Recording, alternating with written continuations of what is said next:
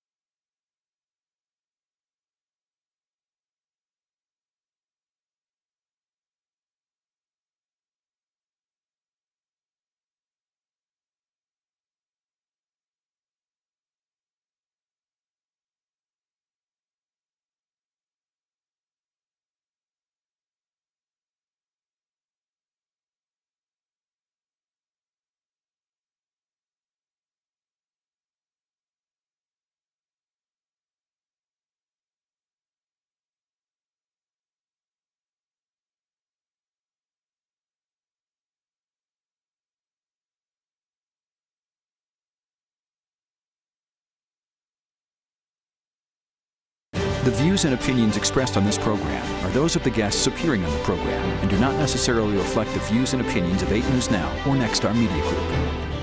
I believe that mining has to pay its fair share. Mining pays every tax every other business pays, plus an industry-specific tax.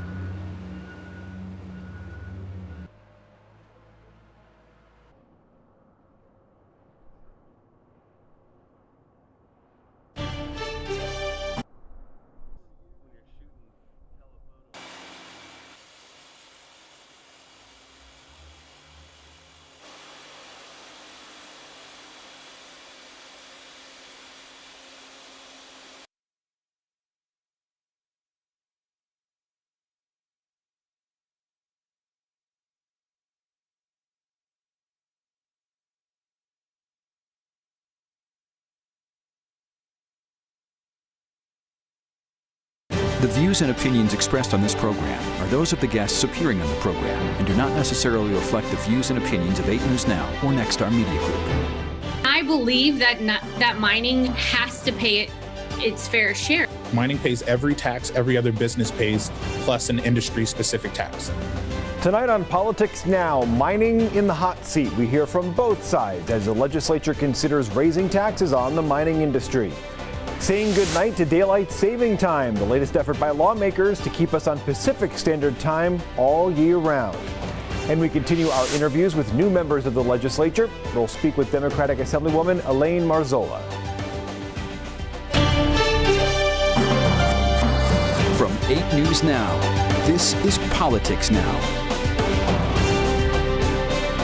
Thank you very much for joining us on Politics Now. I'm John Langler. Up in Carson City, lawmakers are trying to fill the state budget during the legislative session. With opportunities to get more money into state coffers few and far between, legislators are honing in on one of the few options they actually have.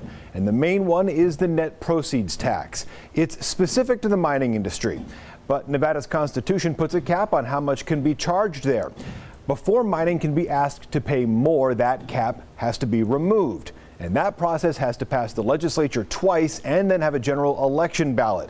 Well, it already went through the last summer special session, and if lawmakers pass it again in this session, this is going to go to a public vote. So let's dig into both sides of the so-called mining tax. First, we spoke with the president of the Nevada Mining Association, TYRE Gray. He's relatively new in that job, and he's also the first African American to hold it. Is there any way you think that this legislative session ends without additional taxes being imposed or, as you say, sort of more burdens, I guess, put on your industry? Well, I would say that what we're looking at right now is to have good conversation. I can't read the tea leaves, unfortunately, over what will happen over the next 90 days a session. If I could, I would definitely tell you that. But I will tell you that the mining industry has been at the table to talk about revenue increases, and we've always been at the table to talk about revenue increases. We supported the 2015 revenue increase in the commerce tax. We've continuously supported revenue increases throughout the state's history. So it's not uncommon for the mining industry to be at the table to talk about revenue increases. But again, we do have to look at broad-based solutions. Industry-specific taxes are never good tax policy. They place burden on a particular industry that then could have negative downfall. And what we've seen is, by the estimations that some of these tax passages could lead to upwards to 30% contraction in the mining industry.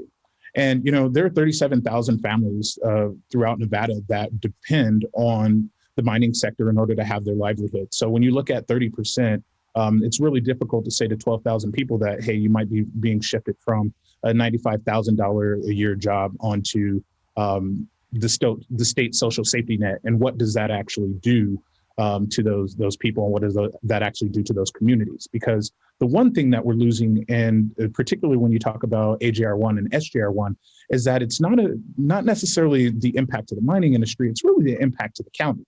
We're removing tax revenue from counties that then the counties will presumably have to go back to the state and try to recoup. Why are you one of the main ways that they think they can raise more revenue? If things are going so great, what's wrong with the way it is now?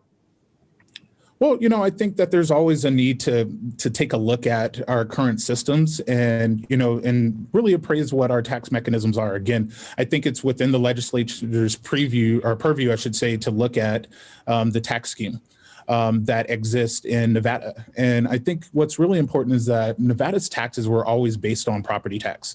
Again, we've added taxes along the way, and we've kind of, add a tax here, add a tax there. But really a comprehensive study of taxes in Nevada, I don't think has really been undertaken in a number of years. And I think if not for the pandemic, I think, the governor had signaled that 2021 would be a time where we would talk about taxes, not just on a particular industry, but all the way around. I think it's important to recognize that Nevada currently abates $1.2 billion in property tax every year.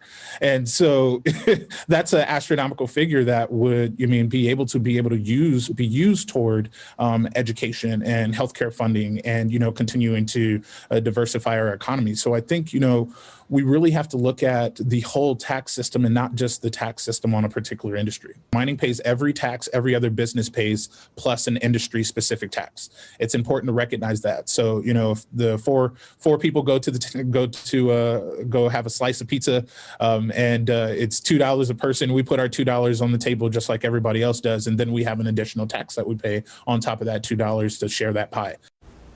Meanwhile, Nevada Democratic activists say mining is not paying its fair share. So how much should they pay?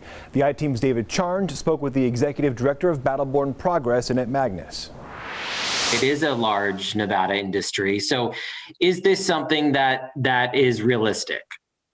The mining tax is absolutely realistic, and it shouldn't matter where you live in the state of Nevada. I know the mining companies are very much trying to pit rural Nevadans against, southern Nevadans and northern Nevadans who live in urban communities. But this is a Nevada issue, period. It doesn't matter where you live. I was born and raised in Nevada. I'm a second generation Nevadan.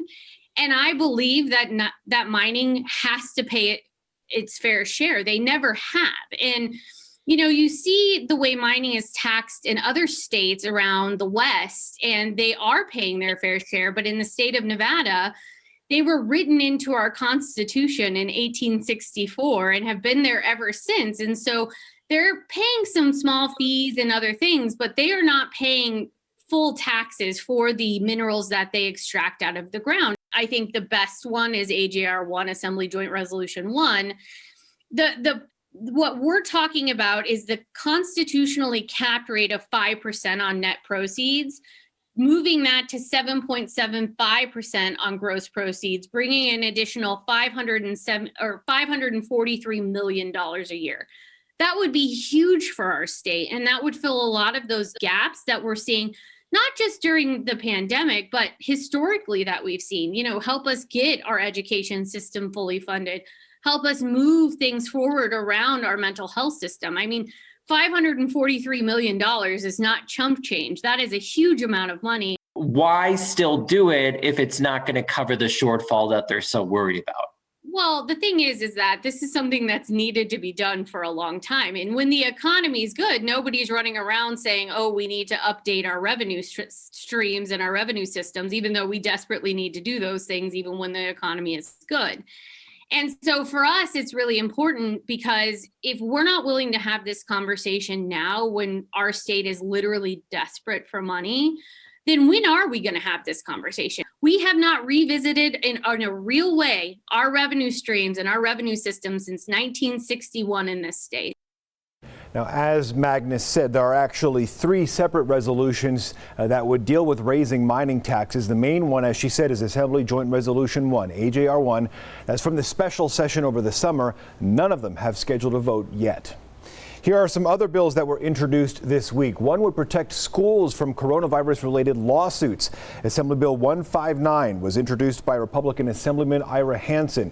It would prevent personal injury or wrongful death lawsuits against public schools because of COVID exposure, as long as the health guidelines are being followed at the time. If passed, it would kick in as soon as the state of emergency is lifted in Nevada.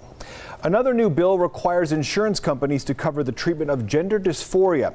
Senate Bill 139 is sponsored by Democratic State Senators Melanie Shively and Dallas Harris. The coverage would include things like hormone therapy treatment or gender reassignment surgery. It would also require private insurance companies and Medicaid to cover treatments for other sexual disorders. A bill to do away with daylight saving time is once again up in the state legislature. Daylight saving time is, of course, federal law. The bill asks Governor Sisolak to ask President Biden to get rid of the time change. Senate Bill 153 would only take effect, though, if California does the same change, and that would keep us both states on Pacific Standard Time. Now, this might sound familiar. Lawmakers passed a similar resolution back in 2015. However, that resolution asked to keep Nevada on the same time as Arizona, which would be 1 hour ahead of California in the wintertime. Again, this one would put us in step with California. Don't change your clocks just yet. Next on Politics Now, representing their community. My main objective is just to work really hard to make a difference for hardworking families. Our conversation with new members of the Hispanic Legislative Caucus continues with Assemblywoman ELAINE Marzola. And you may have heard the term Latinx before. What does it mean? Are people using it? We're going to explore Latinx next on Politics Now.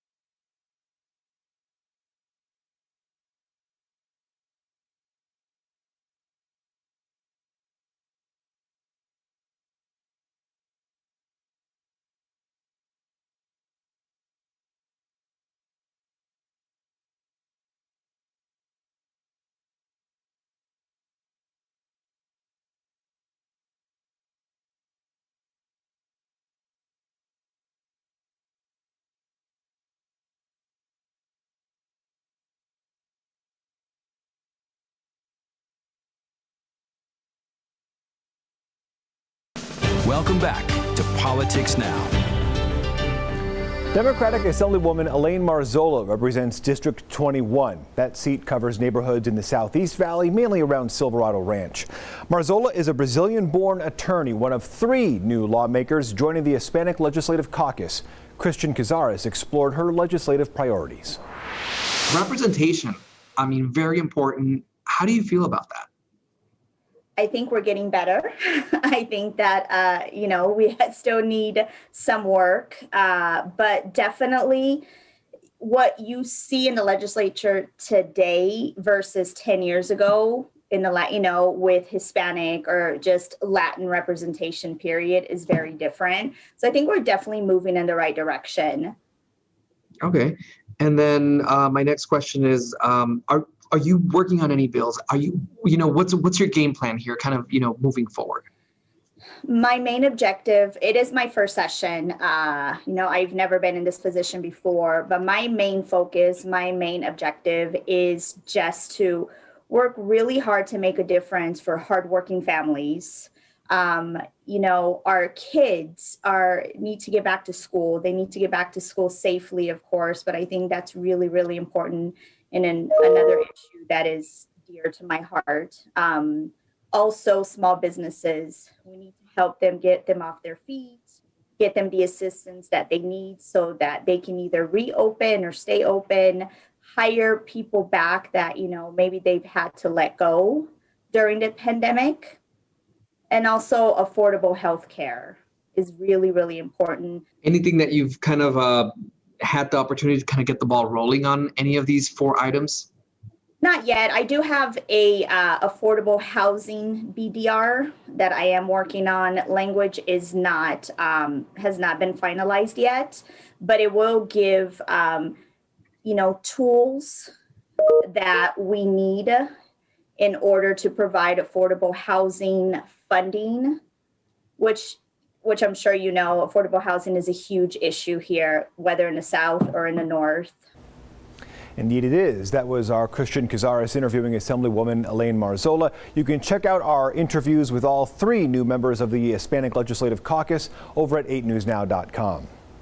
Now, you may have heard activists or politicians using the term recently, Latinx. Now, the X replaces the masculine Latino or the feminine Latina, makes the term gender neutral. As our Hector Mejia explains, while the movement to use Latinx is gaining traction around the world, very few Hispanics here in the U.S. actually use it.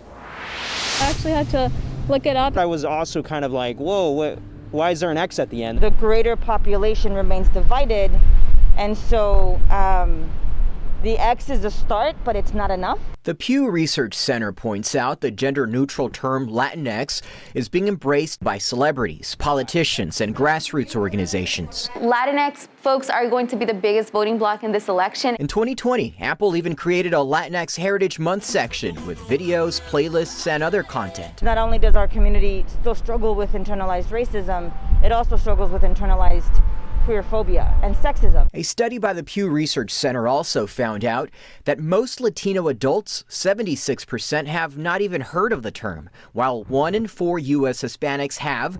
Only 3% actually use it.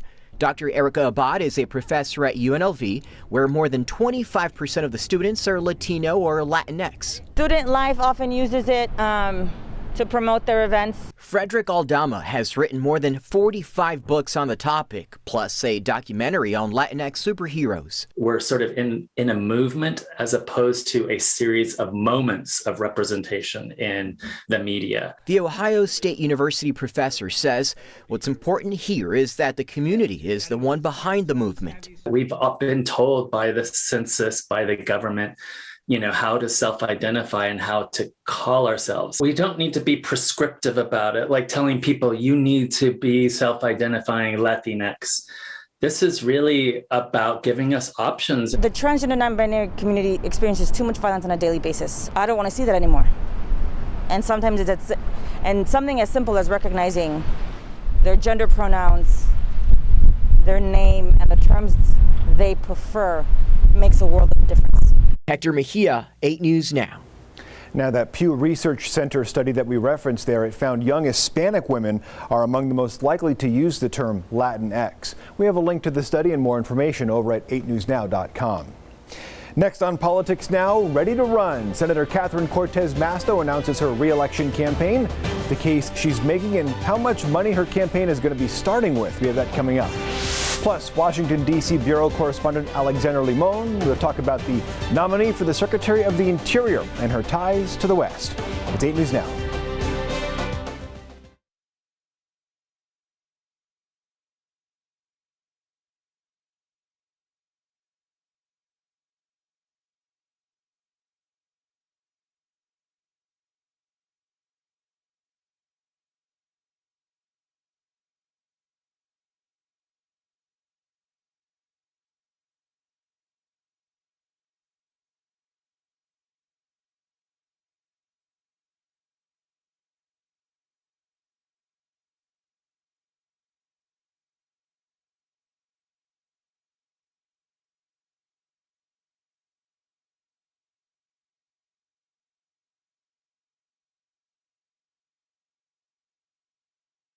You're watching Politics Now. This week, Nevada Democratic Senator CorTEZ Masto announced that she is running for re-election. Just this last year, I was able to pass 13 pieces of legislation. And I did that because I reached across the aisle and worked with a Republican colleague, and we got it done in a Republican administration. So that tells you, kind of gives you an idea. The focus here is to really solving problems for people in my state, and that's not going to change. Senator CorTEZ Masto is up for re-election in 2022.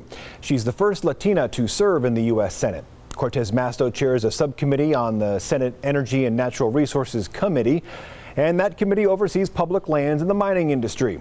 CorTEZ Masto's FEC filings show her campaign started 2021 with more than $3 million on hand in cash. So far, no Republicans have formally declared that they're going to run against her.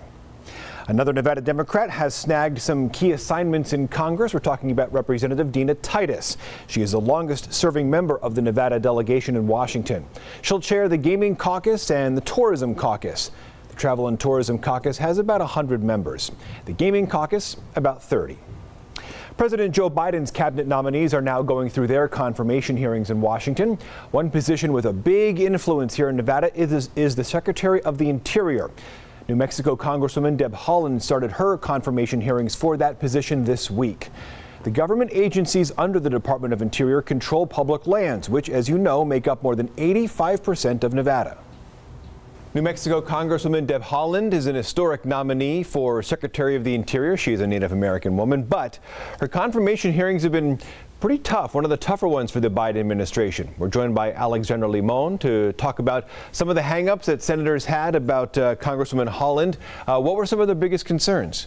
Well, I would say that the biggest concern about Congresswoman Deb Haaland's nomination for Secretary of Interior is her stance on fossil fuel production. And there was a lot of focus on whether she, as Secretary of Interior, and President Biden would move to permanently ban oil and gas drilling and exploration on federal lands and waters, and also on the issue of fracking. And in fact, some Republican senators really came out to speak strongly against Haaland's nomination, calling her a radical. You know, she is one of the most progressive members of Congress. They also tried to say that she's out of touch with the West. That's a little bit of a hard, thing to prove or to say, seeing as she is a congresswoman from New Mexico, but still they really tried to fight her nomination because, again, of the issue of fossil fuels. But Congresswoman Haaland actually did, pretty well during her confirmation hearings, fielding these questions. And she actually told senators that she thinks and she understands that fossil fuels do have to be